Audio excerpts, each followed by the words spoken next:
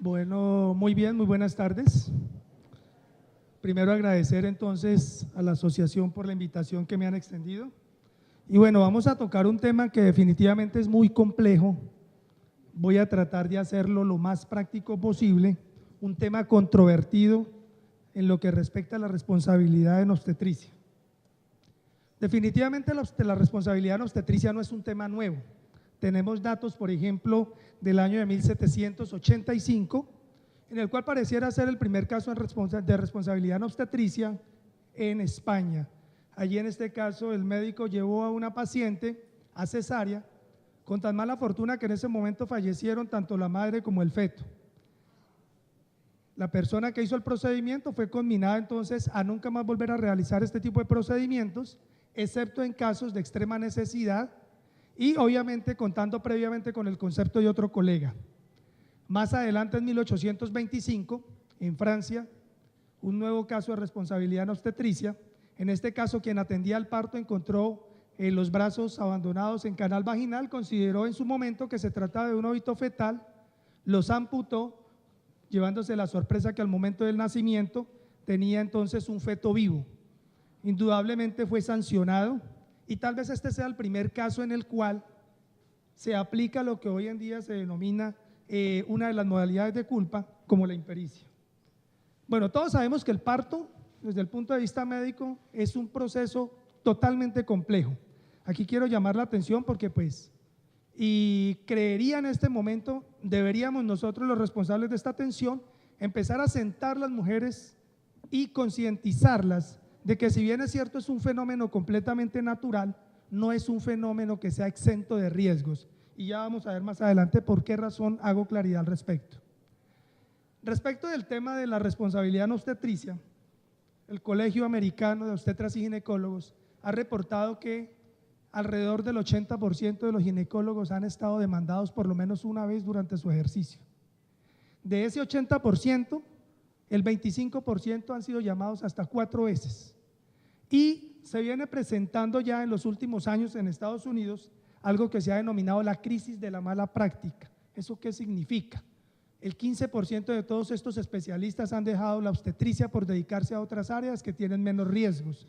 Entonces, en este momento en Estados Unidos hay algunos estados en los cuales atender un parto es un lujo, porque los obstetras no se quieren dedicar a atender partos.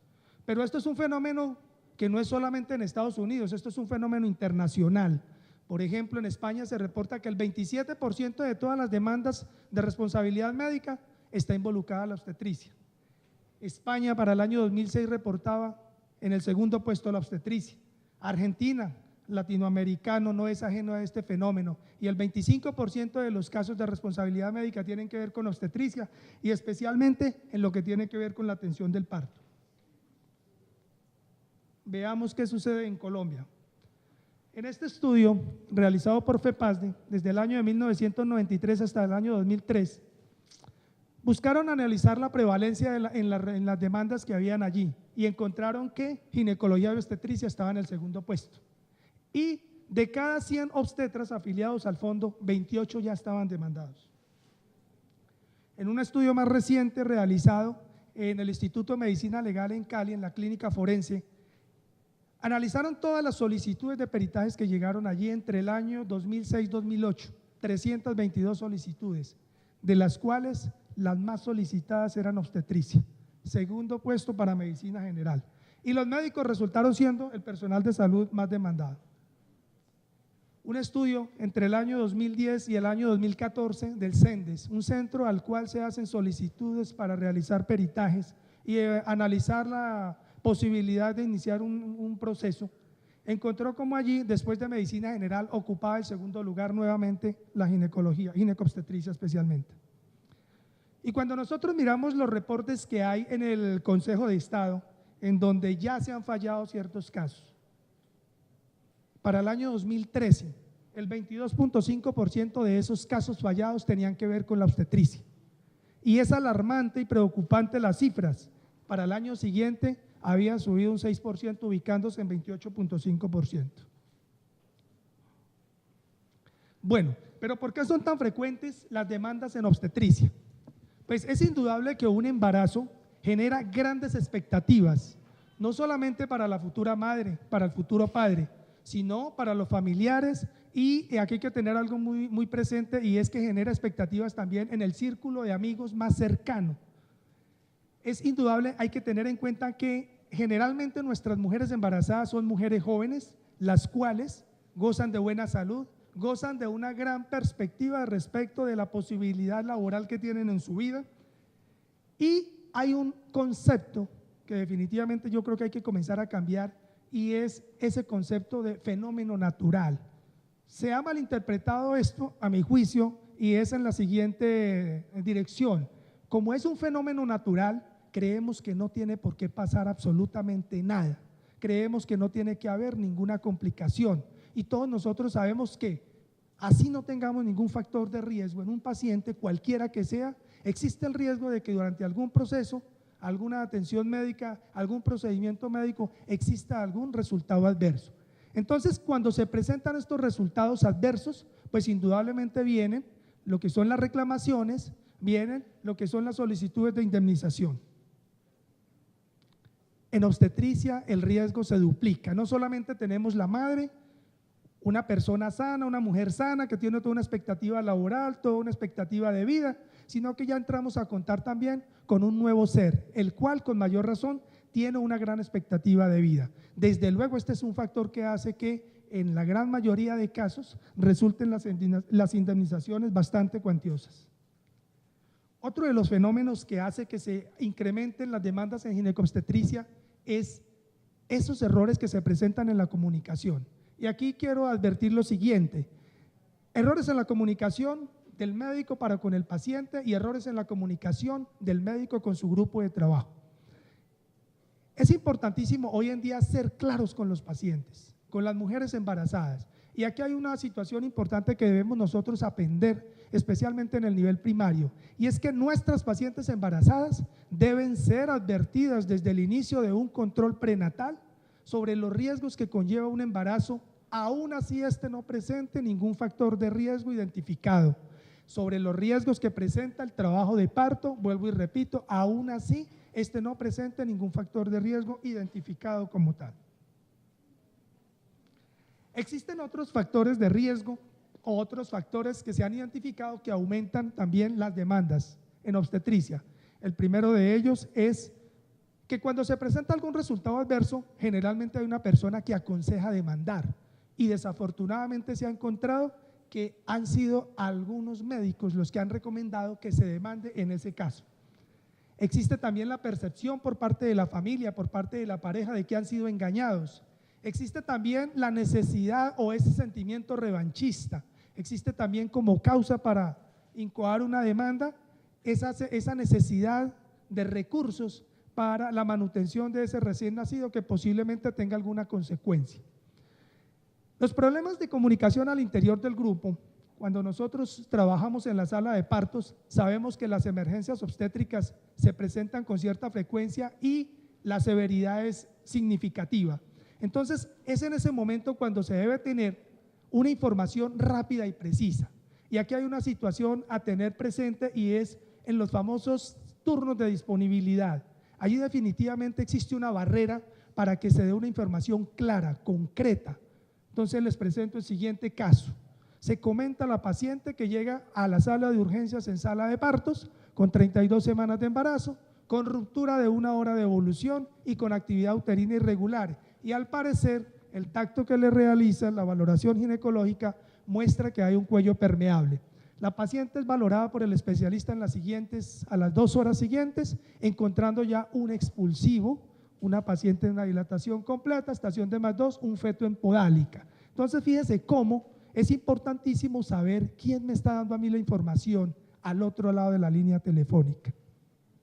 El otro fenómeno que sucede es que usualmente nosotros mismos no somos los que hacemos el control del embarazo, y entonces nos llega la paciente al parto, a la atención al parto, y muchas veces no nos traen carnets diligenciados completamente, muchas veces no nos traen resultados de exámenes, hay información que falta, que definitivamente es de suma importancia en ese momento.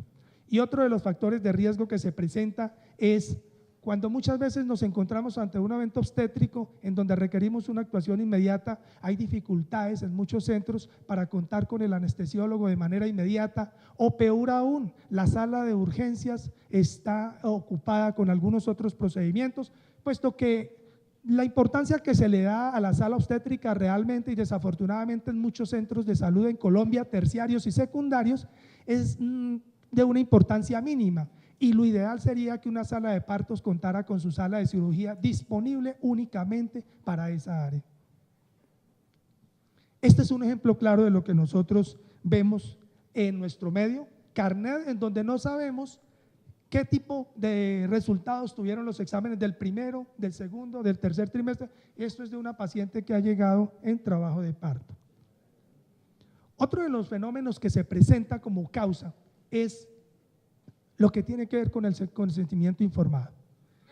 No es un tema nuevo, miren, desde el año de 1931 en Alemania, contradictoriamente, ya se empezó a hablar de la solicitud de la autorización para el paciente para que participara en ciertos eventos experimentales.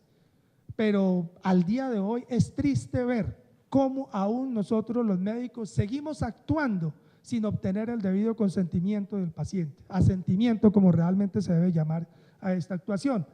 Y encontramos por lo menos la hoja diligenciada, si acaso firmada por la paciente o por el paciente. Es importantísimo que nosotros desde el mismo control prenatal estemos dejando constancia en la historia clínica de la advertencia sobre los riesgos que hay durante el embarazo y durante el parto. El Ministerio de Salud se preocupa por emitir cartillas que hablan sobre los riesgos de un embarazo, sobre planificación, sobre lactancia, pero todavía no veo la primer cartilla que hable o ilustre a las mujeres sobre los riesgos que tiene un trabajo de parto, sobre los riesgos que tiene un embarazo.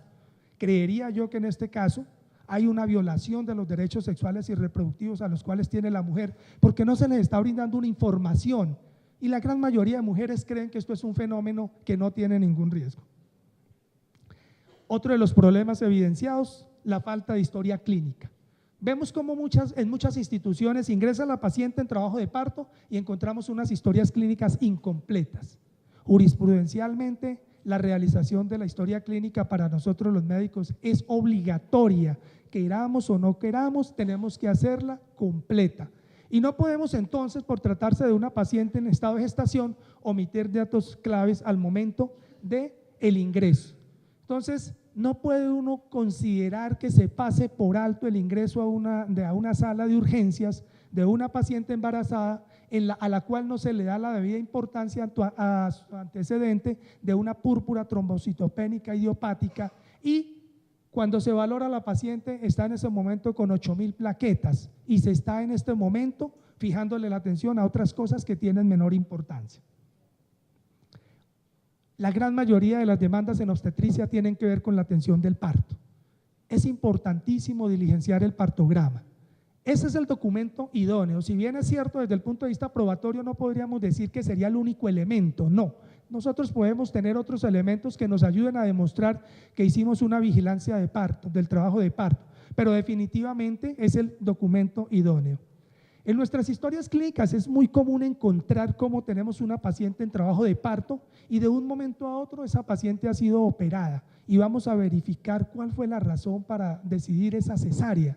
No encontramos una justificación, allá hay un vacío en la atención que se le dispensa a esa paciente. No sabemos por qué se llegó a esa decisión. Encontramos partos instrumentados, no sabemos cuál fue la razón por la cual se instrumentó esa paciente. Encontramos órdenes, inicio de oxitocina en una paciente que ingresa en trabajo de parto, pero no sabemos cuál fue la razón. ¿Cuánto se tardó la decisión? ¿En qué momento la tomamos y en cuánto tiempo se hizo el procedimiento? Y entonces tiene uno que verse enfrentados a los siguientes casos que hay que responder en el juzgado. El médico del centro primario indica que la paciente consigna textualmente en la historia clínica sufrimiento fetal agudo a las 11 de la mañana. Entre otras, esta es una expresión que debe estar ya recogida de nuestro uso, y solamente llega a su sitio de destino a las 4 de la tarde. Entonces la pregunta que se le hace es, y así la hacen en los juzgados, ¿por qué razón, si el niño estaba sufriendo, usted esperó 5 horas para remitir ese paciente?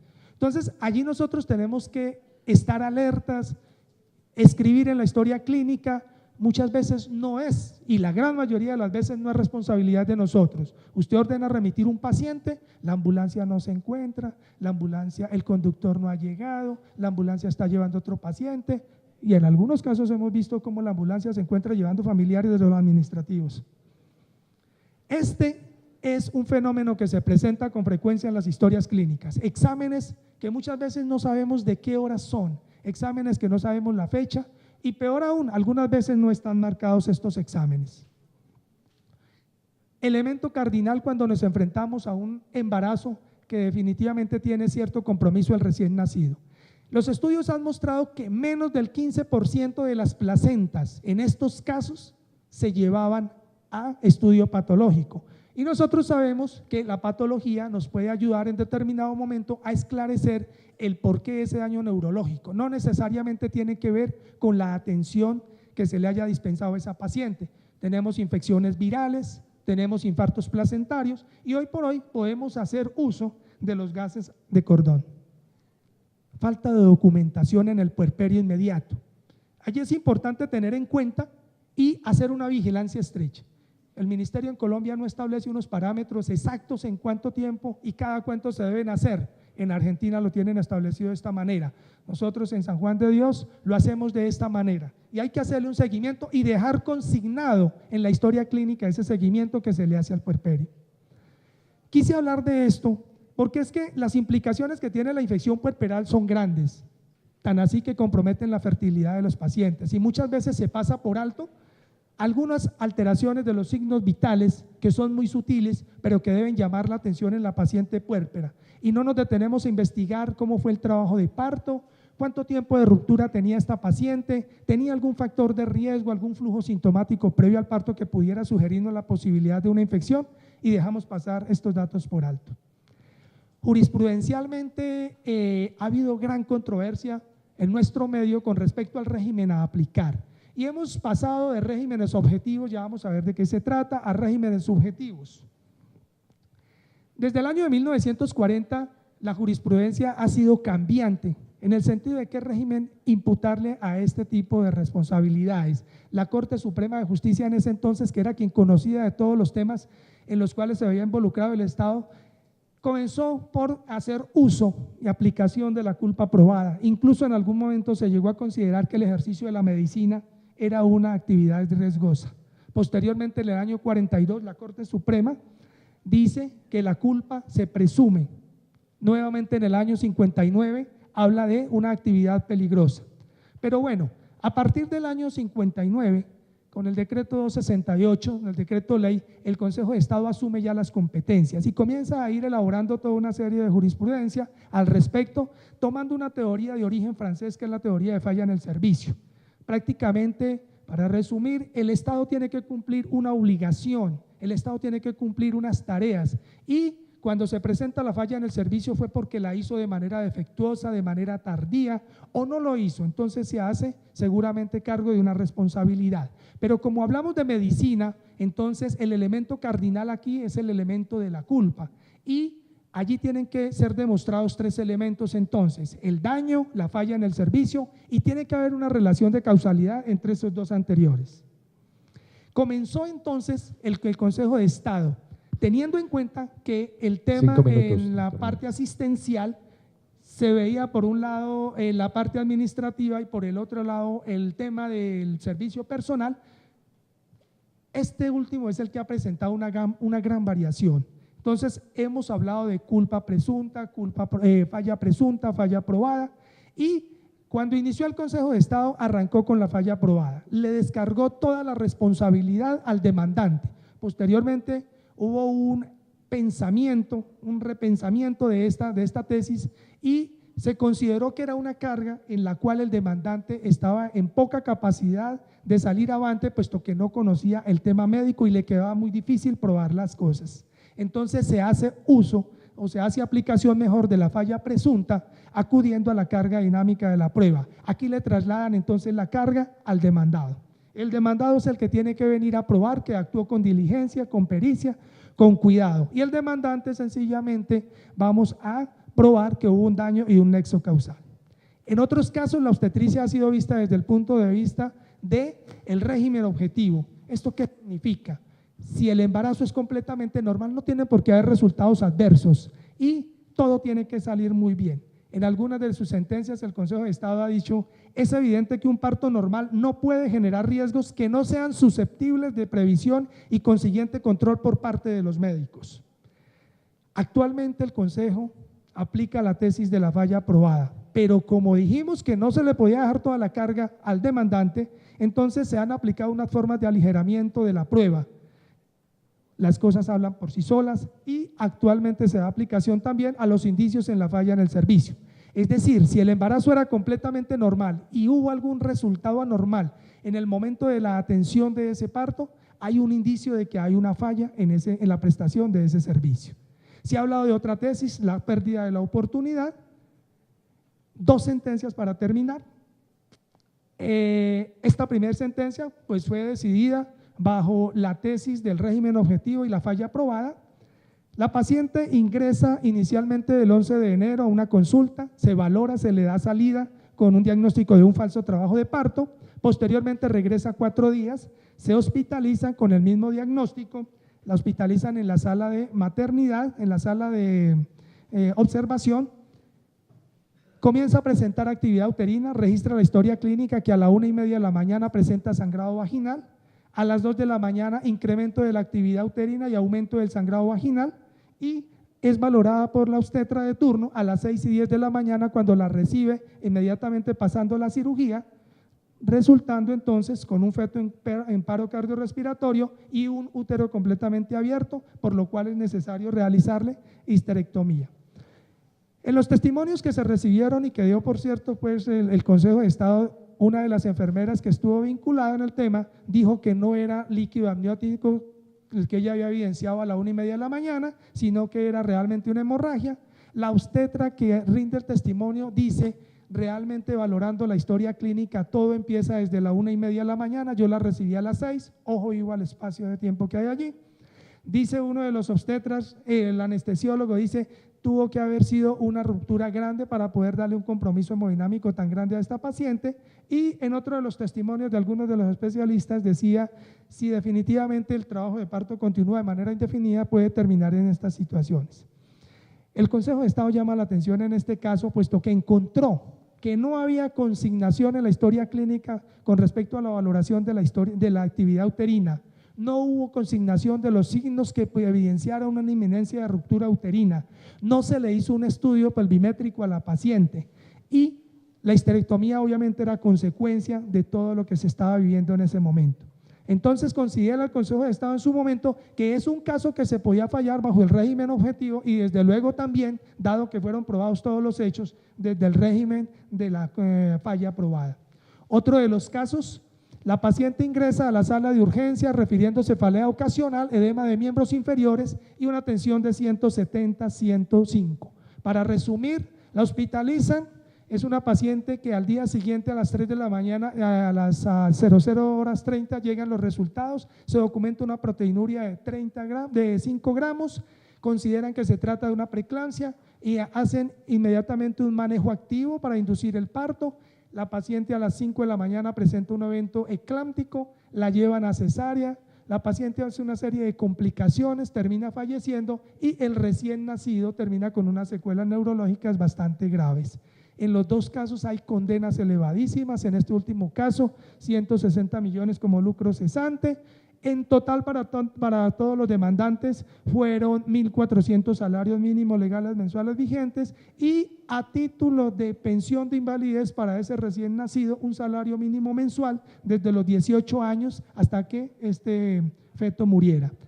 Último, recomendaciones entonces: prestar una adecuada asistencia, actuar con prudencia y ajustado a lo que la Lex Artis nos dice, en este caso aplicación de los protocolos médicos, respetar la voluntad del paciente, obtener el consentimiento informado, brindar una adecuada información y completa información, no prometer resultados. Es muy frecuente escuchar que la paciente le dice a uno que el médico le dijo que eso era una cirugía pequeña cuando se lleva un Pomeroy, por poner un ejemplo.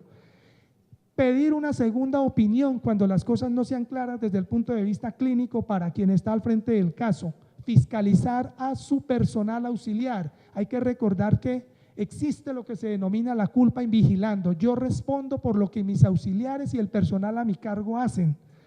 Y obviamente emplear todas las técnicas que la ciencia médica nos da. A cargo del paciente los deberes, informar y colaborar. Muchas gracias.